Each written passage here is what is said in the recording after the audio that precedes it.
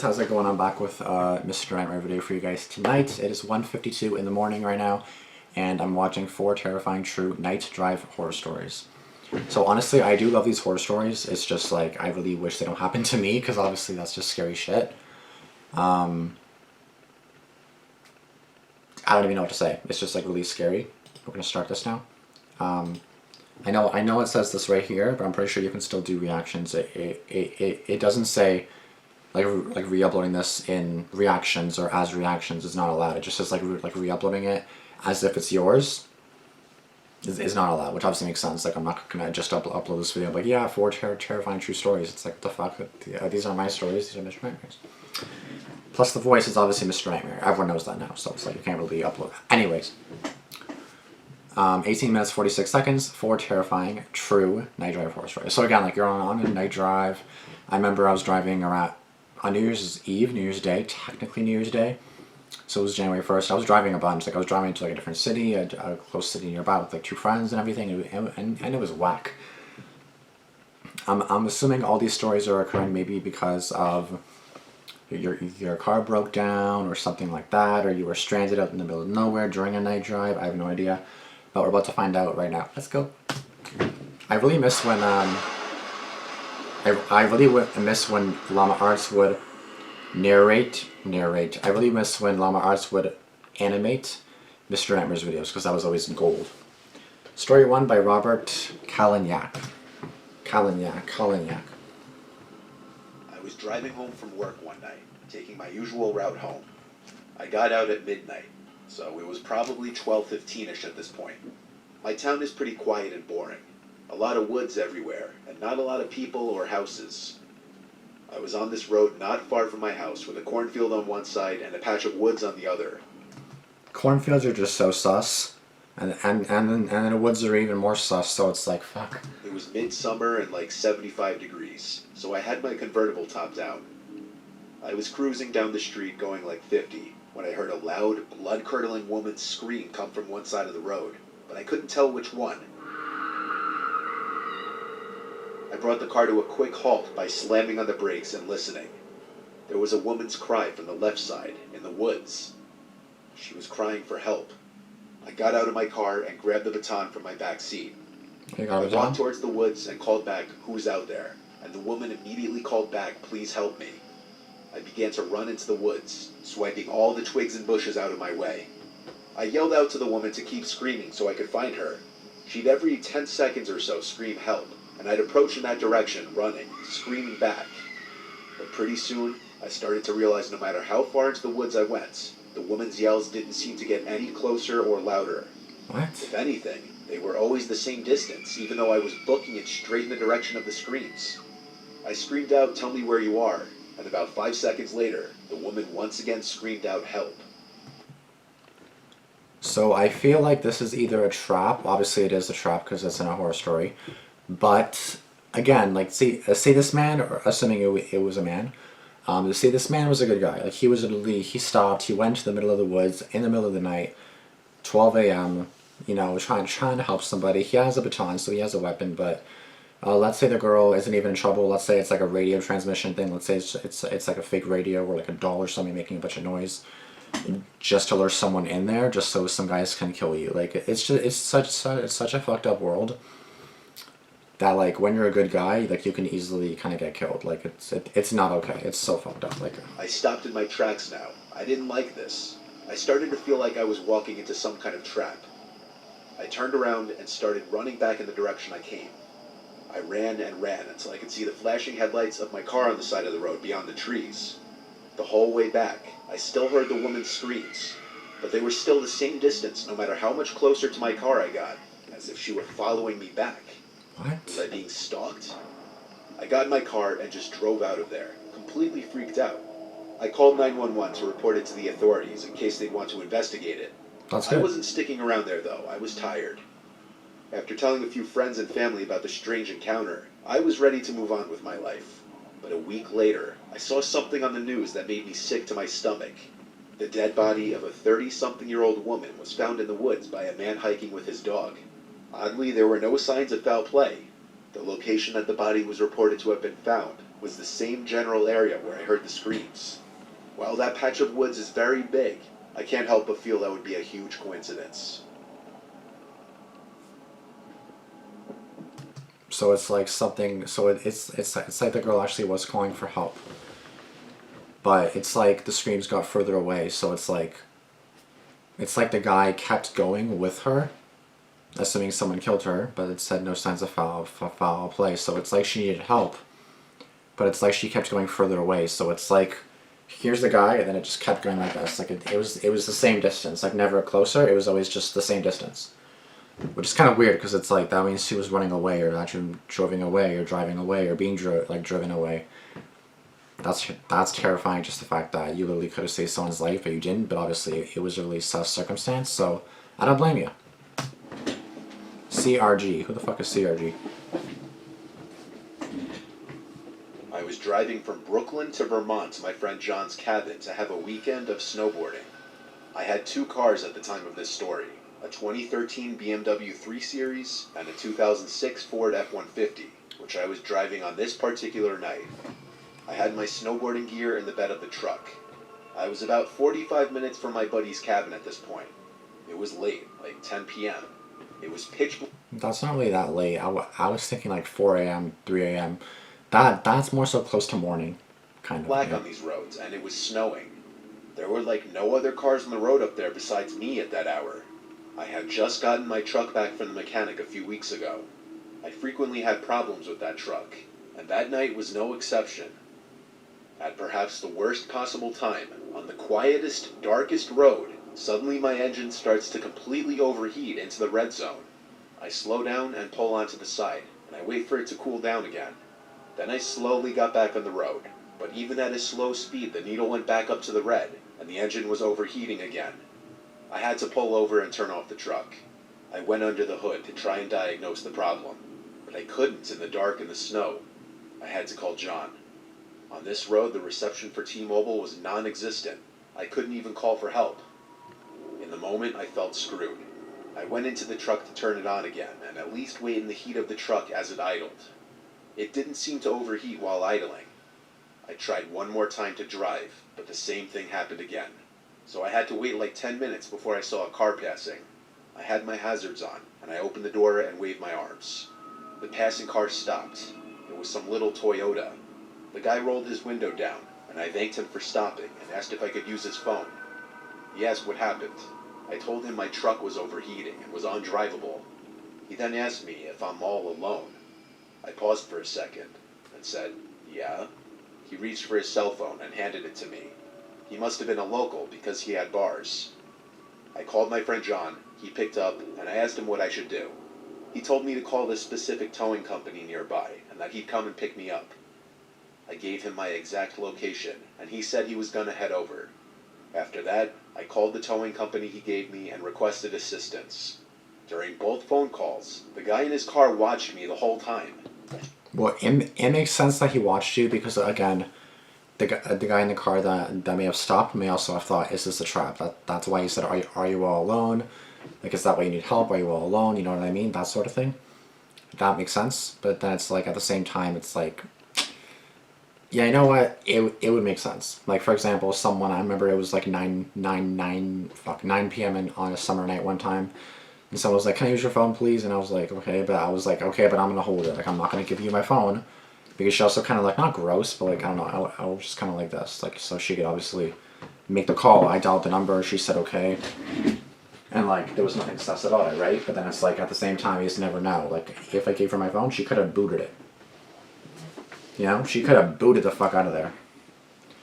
And then I would not have the phone no more. You know what I mean? So it's like, fuck. I'm having an issue with my phone right now, as you guys can see. Yeah.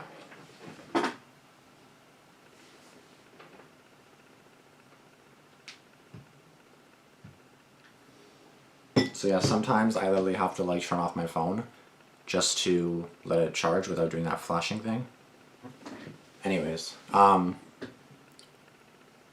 it's like you can't even blame them for wanting to clarify, and like I would look at the person too. If they're holding my phone, I'm gonna stare them down. Like, not in the sense of to be creepy, or not in the sense of, like, not being creepy or not trying to be rude, but it's like, I don't know you. Yes, I'm gonna use my phone, but I also need to make sure that you don't freaking throw my phone somewhere or try to run off with it, right? So of course he's gonna look at you. Of I course. tried to not look back though. After my phone calls, I handed the man back his phone and thanked him. He said you're welcome, and without saying anything else, he rolled up his window and drove down the snowy road into the darkness ahead.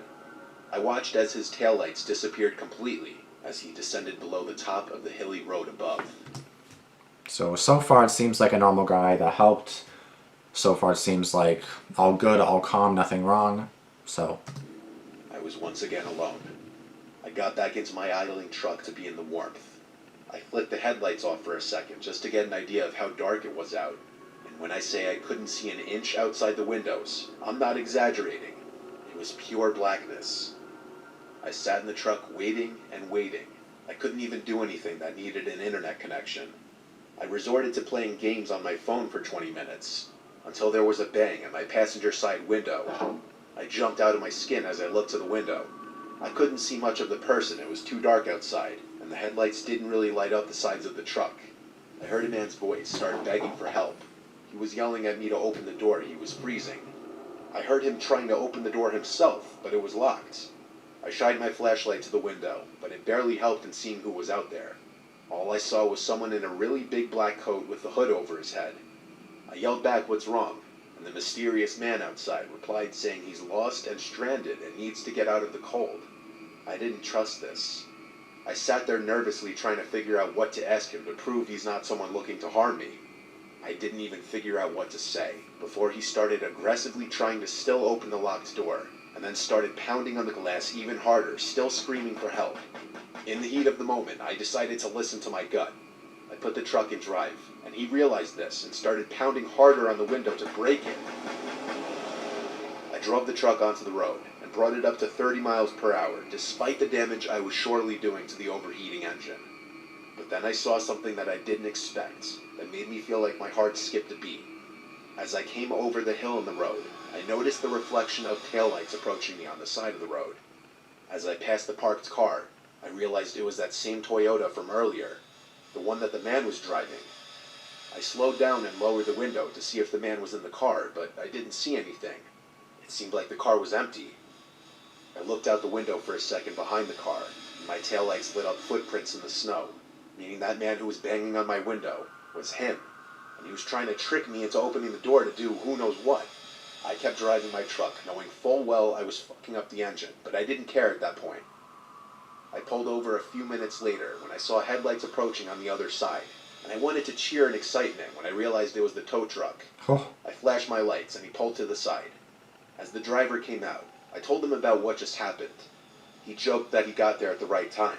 Then he asked if the guy had a gun or anything on him, but I told him I couldn't see. He replied, "Well, then we better do this quick." It took him about 15 minutes to get the truck attached, and in that time, the Toyota never passed us. It was possible he turned around and went the other way for this exact reason. I used the tow truck driver's phone to call John again and tell him to just meet us at the body shop. To summarize the rest, John and I still went snowboarding that weekend, and the body shop replaced the broken water pump in my truck, causing the overheating. I sold that truck a few weeks later. I'm glad I didn't lower my window or unlock the doors to that man trying to get into my car. In that setting, I could have been murdered, and no one would have ever known who had done it. my point exactly. Literally my point exactly. Someone could need help, and you don't know who the fuck to help because of bitches like this. And I don't understand why. I don't understand why people are want to do harm to random, other innocent people. I really don't understand. If it's someone that did you harm and then you're trying to get back at them, that makes sense. Like, I'm not gonna be mad at you for that. But if you're trying to kill them, I'd be like, okay, relax a little bit. You know what I mean? But at the same time, it's like, bro, like, oh my god, I just can't, because like people need help out there, like actual people that need help. These people legit need help. And then people like this guy don't help because of people like the guy that tried to go into the car. You know what I mean? I just don't understand why people do this. Like, why do you feel the need to stop? Why do you feel the need to pull over? Why do you feel the need to fake like you're the guy that needs help. Like, why? What are you doing with your life? Do you have nothing better to do at 12:15 a.m. than help somebody, park a few feet ahead, get out, go in the woods, come over, bang on the door, help me, help me. Do you have nothing better to do with your life? You have nothing better to do with your life than try to kill this poor guy. I don't understand why. I don't understand. And plus, like, if you're really asking for help, you're not going to pound on the window, in my opinion. You're going to be like, ah. Like, yeah, you may knock and be like, hey, I need help. Please help me. But like, ah, it's like, hey, well, that's already kind of sus in my opinion. But yeah, I'm really glad like he didn't help, because again, like normally I would say, yeah, help. Like don't be a dick, help. In this case, he trusted his gut, and thank God he did. Otherwise, he might have been not alive right now. Kang? I had my first girlfriend at 17. I lived with my mom at the time because my parents got a divorce when I was 11. One day, I asked my girlfriend on a date, and she was down. We both had jobs. I worked at a local grocery store, and she worked at a Starbucks. Okay. We both worked the day shifts, and we were also in our senior year of high school. The reason why I asked her on a date that day was because it was a Friday, and we barely had any homework. After work, I picked up my girlfriend from her house, and we went to a small restaurant 10 minutes away from my house, because that's all I could afford at the time. We ate, then we went back to her house to spend some time together. By then, it was dark. She complained how our date night was short, and I told her I can't take her anywhere else that had to be paid for. We came to an agreement that we would go on a night drive. We drove in town. Like honestly, night drives are fun. Like they're actually pretty fun. Like night drives, because then day drives are kind of like meh, but if it's a night drive, it's kind of more fun. Unless of course you end up being involved in a horror story, just like this one. Then we drove on some empty road in the woods. Eventually the pavement ended and we were on a dirt road. I had to pee really bad. I told my girlfriend, and she had to pee as well. We pulled over and got out of my car. For some reason, right when we got out of the car, we smelled an awful, indescribable smell. I excused it as another person who also pulled over to do their business. My girlfriend actually gagged from the smell. I told her that we would pee real quick, then go back in the car to get back into town. Yeah, my ass. There was a little flat area that was the best place to piss at. We did our thing, and then we were on our way back to my car. Okay. But on our way back, we heard a noise come from the left side of us. It sounded like a twig snapping. I was afraid it was an animal, so we rushed back to my car. Before I had time to open my car door, I heard a scream of fear or pain in the direction my girlfriend and I just pissed at. I told my girlfriend to get in my car while I go investigate. She begged me not to, but I did it anyway. To make her feel safer, I locked the doors. Okay. Sorry guys, 1 second. I gotta plug in my I can't. What the fuck happened? Okay. I don't want it to die on me, and it's like 4 minutes left, and this video still has like 8 minutes left, so I'm not gonna make it. So I already know I won't. I'm just gonna plug this in right now. What the fuck is the connection thing? Fuck. There it is. All right. Sorry about that. Let's go. I went the direction to where we were, and I heard that scream again. For some reason, I lost all of my courage to investigate now that I heard it much closer. But when I heard it, it sounded like from the same direction that my girlfriend and I heard the twig snapping. Instead of going that way, I went on my phone, turned the flash on, then took a picture. Once the flash went off, I saw a man in a white shirt with black stripes, with some blue tarp right in front of him. He was just standing there. I didn't hesitate to dash to the car. I unlocked the doors, got in my car, put it in drive, and floored it. My girlfriend kept asking me what happened. She saw I was scared. I told her... Oh yeah, because the girl waited in the car. For some reason, I thought they were together. Fuck. I would explain later. We got back at the shadier side of town, then drove back to my girlfriend's house. We entered the house and went into her room. That's when I told her I saw the man with the blue tarp in front of him, just standing there. I showed her the picture, and she was... Oh, so this is like a genuine real photo that... Oh my god, that's fucking creepy as fuck. just as creeped out as I was. Just knowing it's real. She let me spend the night because we were creeped out. And it was a Friday, and we also had no work or school the next day. That was by far the scariest moment of my life. We aren't in a relationship anymore. I'm 23, and she's 22. But we remain as best friends. Awesome. I hate when people like date and stuff and then they end up hating each other, but I love when they're best friends after dating, because then it's like you're still connected. and it's like you still wish the best for each other, and I just love that because like there's no hatred towards each other. It's just like it didn't work out, that's what I like to hear. Perfect. I love that. Good job, dudes. Good job. Anyways, yeah, that's definitely really scary. Fuck, like just that was a real photo too. Like it was a real. Fuck, that's scary. Or that looked real. Vincent Rains. That's an interesting name. Vincent Rains. It was late summer of 2011. I was almost 19 and was hanging out with my best friend who was a few years younger than me. We live in a very rural area of southwestern Virginia, about 15 minutes from Mount Airy, North Carolina. Around here, pretty much everything closes by 10 p.m., so you have to find your own ways to pass the time. But that was never a problem for us, as we could always find a way to have fun. The night started out harmless enough. First to the mall, then cruising the streets looking for girls, things any teen guys would be up to. When that proved to be unsuccessful, we just decided to go bowling until they closed. We then went to Main Street a little before midnight, just to walk some of the back alleys, acting like the edgy badasses we thought we were. But we never felt like we were in any danger, as there isn't much violent crime in the area. After we walked all the streets, we got bored with this and decided to grab a bite from Waffle House. So you walked? As this was pretty much the only late night dining option at the time. After we ate and made a quick stop at Walmart, we still weren't ready to go home. So we set out driving around some of the backcountry roads. This was nothing new to us. As I said, around here you have to make your own fun, and late night drives were always our thing. And The they're stretch fun. of road we were now on, I had only driven maybe once before during the day, though it wasn't far from where either of us lived. We just had no reason of going down it. While still in Carolina, the road is paved, but within a mile, it enters back into Virginia and turns into dirt. Like most of the dirt roads around here, the county doesn't really give this one much attention since it's so far out of the way, and there are very few houses on it. Since the road often washes out in the heavy rains, you have to drive much slower, and being as unfamiliar with it as we were now traveling at a crawl. While we were both more cautious now, it still just seemed as any other road we would drive. Now at this time of night, the roads are essentially empty around here, and with only a handful of houses on this road, we were certain we wouldn't run into any other traffic. The road is mainly all wooded and sits at the bottom of a small mountain. At night, it's easy to overlook any of the houses on it. We probably would have missed them all, if not for out of the corner of our eye, we noticed a light burning.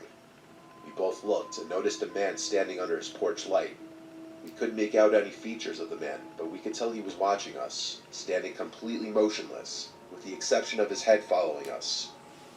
While we were both now on edge, we tried not to think much of it.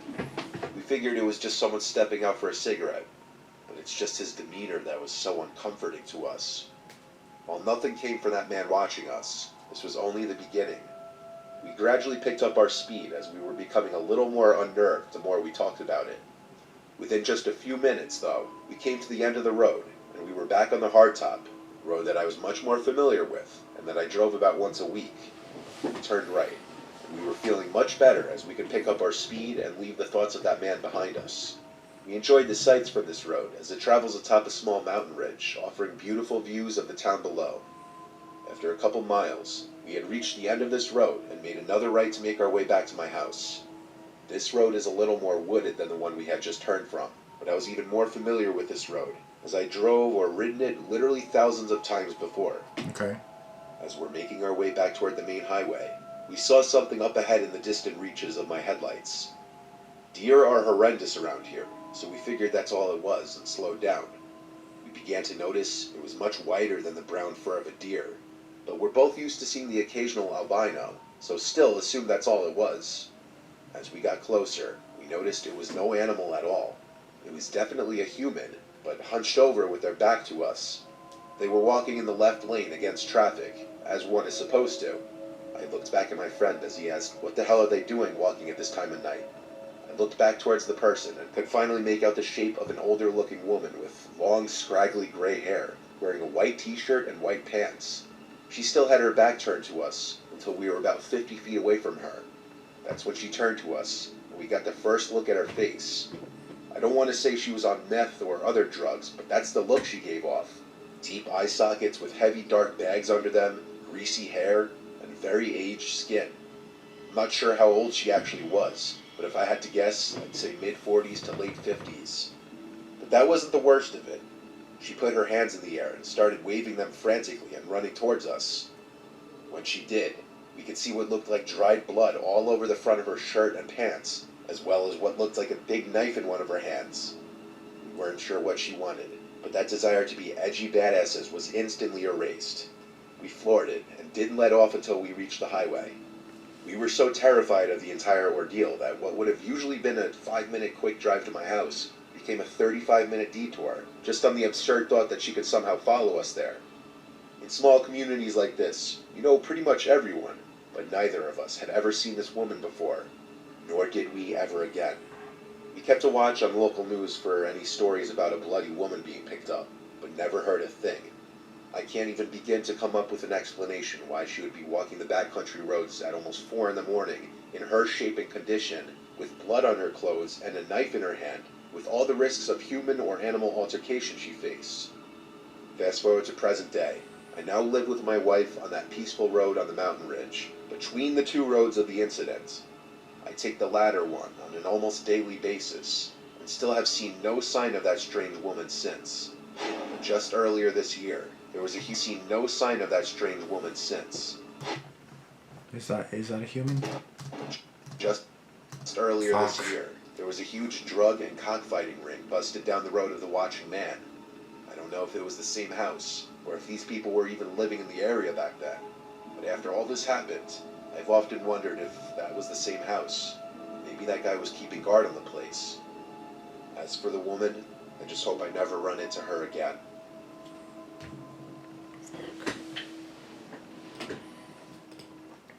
Fuck, man, I love these horror stories, man. This one, oh my god. Fuck, ring cameras. Guys. Please be careful, guys. You never know what you're gonna encounter. Oh, look!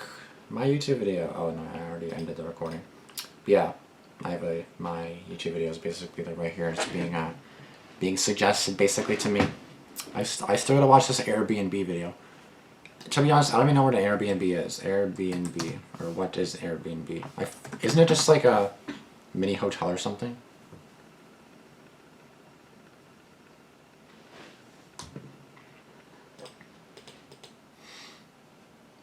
Air Bed and Breakfast is a service that lets property owners rent out their spaces to travelers looking for a place to stay. So basically, anywhere could be an Airbnb, basically. Like you're just kind of sharing a room, I guess. Okay, interesting. Yeah, I never knew what Airbnb was. Online marketplace that connects people who want to rent out their homes. Okay, with people who are looking to offer accommodations. Oh, okay. Offers people an easy, relatively stress way to earn some income. Okay, that's kind of cool. So, in other words, you're gonna go see a random person. Like you're gonna basically stay with a random person renting out their home. No, I can see why there's 3 horror stories regarding Airbnbs now. That should definitely be my next reaction to Mr. Nightmare. Anyway, guys, I really hope you guys like this video. I know I don't get a lot of views on Mr. Nightmare videos, but I really hope they pick back up again because I love watching these for you guys, and I love reacting to them. Plus, I get really scared in some of them, especially if there's jump scares. So I haven't seen a Mr. Nightmare video with like jump scares recently, but there's definitely been some in the past that scared the shit out of me. So please like and subscribe for more videos like this, and I'll see you guys in the next one. Please comment what you guys thought of this video. Please let me know if you guys have had any night drive horror stories. I've never had any night drive horror stories, knock on wood, because every other week I work afternoons, or night shift, sorry, yeah, afternoons. So I finish at 11 p.m., so sometimes I'll be gone at like 11:30. Even walking to the parking lot, just in the school parking lot, it's obviously big because it's a college. And you have to walk to your car, and then sometimes it's sus, and sometimes I'm like scared. And it's been really foggy recently, so the parking lots at nighttime with the fog, with the heavy dense fog, oh, it just looks so fucking creepy. Like, it legit looks like a horror story. Like, I look and I'm like, this is like, this is a horror story waiting to happen. Let's get the fuck out of here, you know? But yeah, thank you guys so much for watching. I'll see you guys in the next video. And please just be safe and be careful. Trust your gut when it comes to decisions like this. And like letting people help you and helping others. And just be careful because you just never know what's going to happen. So yeah, guys, I'll see you later. Deuces. Peace.